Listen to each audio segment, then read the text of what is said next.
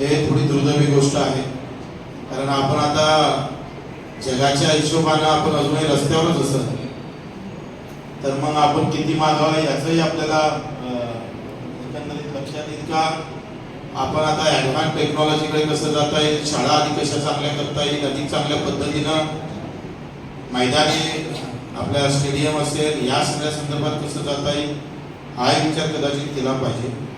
मला असं वाटतं का रस्ता विकासाचा जो काही आपण 62 कोटीचा प्लॅन केला त्याच्यात काही होणार असं वाटत नाही.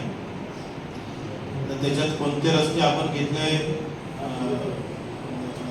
ते आपण पाहिले पाहिजे. तर तुम्ही PMC नेमली का त्याच्याबरोबर कोण आहे PMC आहे तर ते PMC वाल्याला रिवाईज करायला हवा, कारण मला असं ह्या नगर उद्यानमध्ये भरपूर पैसा आहे आणि अनाशय योगायोगानं शिंदे साहेब नगर मंत्री आहे, त्याच्यानं इथं आपण सगळ्यात जास्त टार्गेट करून याला अधिक काही रस्ते जर चुकले असेल तर रिवाईज करून सगळे व्यवस्थित घेऊन त्याच्याला आपण प्लॅनिंग जर केलं तर याचं टेक्निकल सँक्शन व्हायचं आहे का, टेक्निकल सँक्शन आणि आता भ्रमासाठी पाठवलं आहे, कधी पाठवलं आहे, तिथे जाऊन काही झालं नाही. तिथे कोण आहे DMA ऑफिसला आहे नाही, इंजिनियर काय कोण आहे ते माहीत आहे, नंबर घ्यायला पाहिजे. याचं टेक्निकल सँक्शन झालं का, पुढे जीवन प्राधिकरणाला आहे, पुढे अमरावतीला तिथे पुन्हा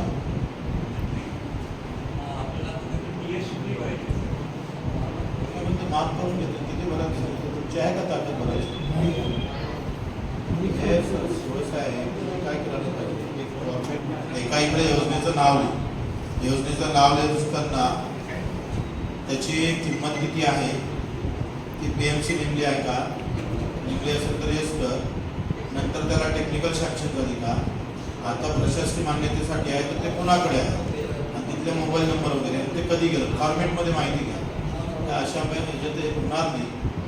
दुसरी योजना आहे भुयारी गटर योजना, तर टेक्निकल सँक्शन जिल्ह्याची झाली असेल राज्याची राहिली असेल बरोबर आहे, तर त्याच्या संदर्भात त्या शर्मा किंवा त्याच्या प्रमुख अधिकाऱ्याचं नाव काय होतं आहे का आपण स्टेप घेतल्या पाहिजे.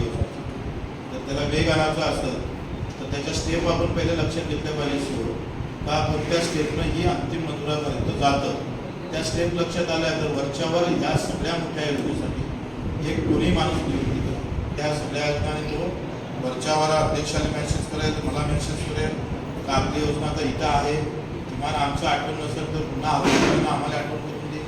कसं आहे योजना करायच्या असेल तर फक्त आपण प्रस्ताव केले पाठवून दिले. तुमचं इथं पाहिलं 2026 रस्ते विकासचं 24 तुम्ही सुरुवात केली, आता 23/7 तुम्ही हा प्रस्ताव पाठवला नाही, कारण तिथं भरपूर प्रस्ताव पडले असतात. आपल्याकडून कोण पाठपुरावा करतं हे पाहिलं पाहिजे. पाणी पुरवठा योजनेला तुमचं टेक्निकल सँक्शन झालं आहे का, एस्टिमेट झालं का पुरा, म्हणजे आता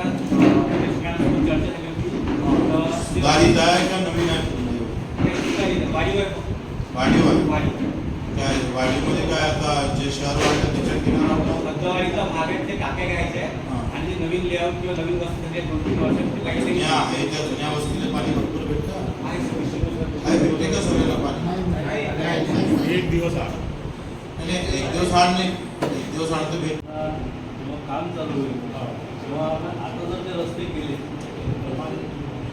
पळून जातील परत ते रस्त्यांना नवीन करणार, म्हणून आम्ही ते मागं ठेवलो होतो. आता तुम्ही म्हणतात नाही आपण काय करू रमा घेऊन घेऊ आणि मग त्याचं स्टेप कशा घ्यायचं कोणतं काम पहिले करायचं. तर भुयारी गटर योजनेचं टेक्निकल सँक्शन झालं नाही पण PMC कोण आहे, स्कायटेक कन्सल्टन्सी बुलढाणा कोण जोशी आहे का कोण आहे, नाही कोण सस्ते पाटील हा लाव त्याला माहीतच नाही CPDM म्हणून ते वापस आलं होतं टेक्निकलमुळे. त्याच्यामध्ये जे ओपन स्पेसच्या जागा होत्या काही साठी पडून आहे का काय टेक्निकल सँक्शन आहे, त्यांनी डिमांड लेटर दिले पडून आहे टेक्निकल. अध्यक्षांना प्रश्न विचारत आहे, हे चुकीची माहिती देत आहे त्याला रिवाईज करून काही सुटले असेल ना नगरसेवकाचे त्या नगरसेवकांना उद्या तुम्ही थोडंसं हे रुंदी थोडीशी लक्षात घ्या. एकदम 9 मीटर किंवा 12 मीटर तरी लागेल. एकदम लहान याच्यात नगर उत्पन्न करता येणार. जे रुंदीचे रस्ते